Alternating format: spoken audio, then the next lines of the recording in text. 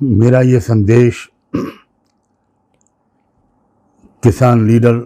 चौधरी टिकैत सिंह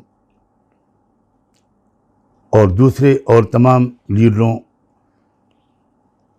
संयुक्त किसान मोर्चे के तमाम लीडर्स और इस संघर्ष में शामिल लाखों किसान भाई और बहन, नौजवान बेटे और बेटियां, उनके लिए है। मैं ख़ास तौर पर टिकैत सिंह को दिली मुबारकबाद पेश करना चाहता हूँ, उनकी बहादुरी पर, उनके कमिटमेंट पर, उनकी भावुकता और उनके आंसुओं पर। इस अवसर पर यह याद दिलाना भी चाहता हूँ कि पूरी हिस्ट्री गवाह है कि आंदोलनों में ऐसे स्टेजेस आते हैं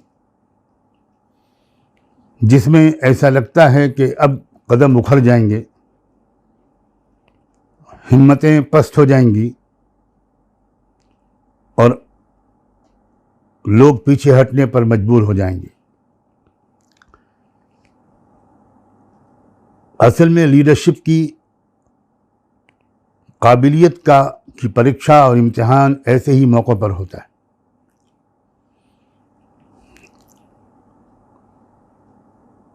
कोई शक नहीं कि एक षड्यंत्र के नतीजे में, एक ज़बरदस्त साजिश के नतीजे में 26 जनवरी की शाम से 27 और 28 जनवरी की शाम तक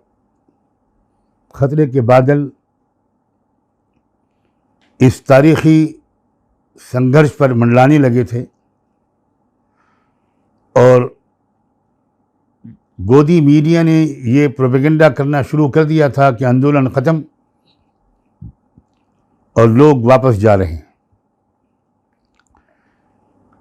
यही मौका होता है लीडरशिप की मजबूती के और समझदारी के इम्तिहान का। 27 की रात में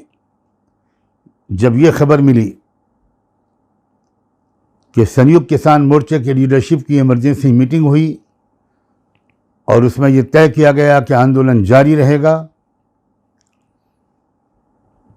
हम किसी कीमत पर अपनी मांगों से पीछे नहीं हटेंगे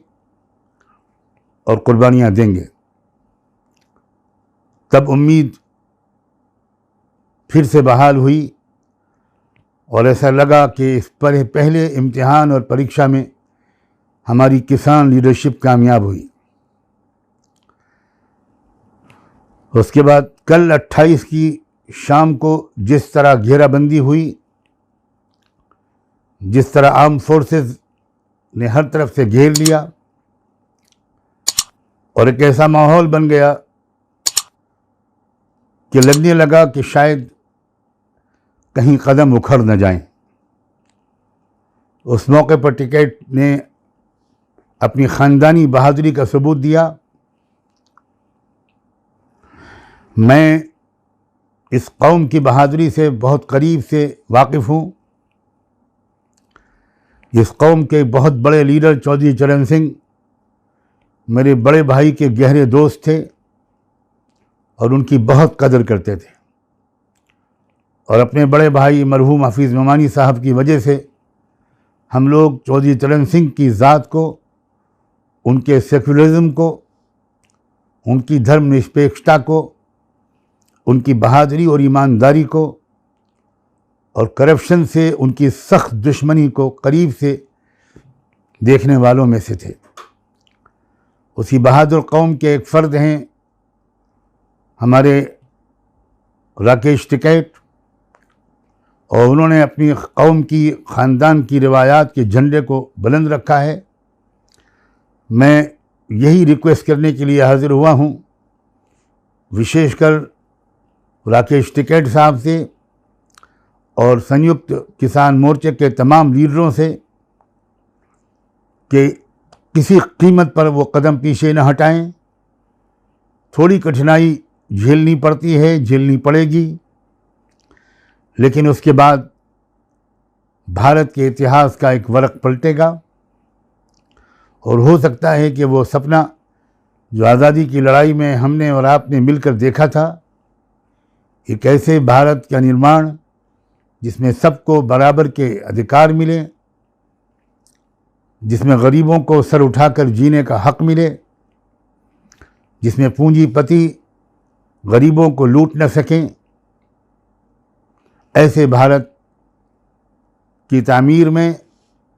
ऐसे भारत के निर्माण में बहुत बड़ा योगदान इस आंदोलन का होगा। बस मैं सिर्फ इसी संदेश को देने के लिए हाजिर हुआ हूँ। खुदा करे कि मेरा ये संदेश राकेश टिकैत भाई, संयुक्त किसान मोर्चे के दूसरे लीडर्स और उन लाखों भाइयों बहनों, नौजवान बच्चों और बच्चियों तक पहुंच सके जो इस वक्त भारत के गरीबों की नुमाइंदगी करते हुए किसानों और मज़दूरों की तमन्नाओं को पूरा करने का ख्वाब दिखाते हुए और उम्मीदों के जूत जगाते हुए जो इस वक्त दिल्ली के बॉर्डर्स पर जमा हैं, उन सब को खुदा करे कि मेरा ये पैगाम पहुंच जाए और आप जमे रहें। आप सबको मोहब्बत भरा सलाम। बहुत बहुत शुक्रिया।